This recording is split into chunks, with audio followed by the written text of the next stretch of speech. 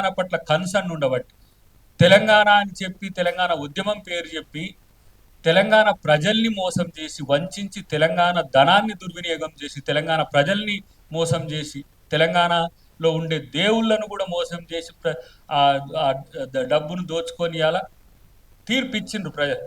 అయినప్పటికీ కూడా ఇంకా వాళ్ళు ఆ ఆహాన్ని మానుకుంటలేరు, ఆ బలుపును మానుకుంటలేరు, ఆ ఏమంటారు అబద్ధాలను మానుకుంటలేని పరిస్థితి. కాబట్టి ప్రజలు గమనించాలని చెప్పి నేను విజ్ఞప్తి చేస్తున్నా.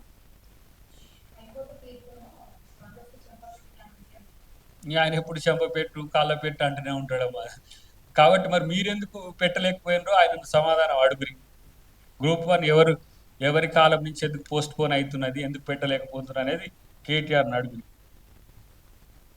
మేము ఇప్పుడు దాదాపు వాళ్ళు వేసిన నోటిఫికేషన్స్కే ఇప్పుడు 60,000 ఉద్యోగాలు. ఎందుకంటే ఈ పైప్ లైన్లు ఉన్నాయి కాబట్టి వాటిని కాదనలేము, కాబట్టి వాటిని నింపిన తర్వాత మళ్ళీ కొత్త నోటిఫికేషన్స్ కొరకు పోబోతున్నాం.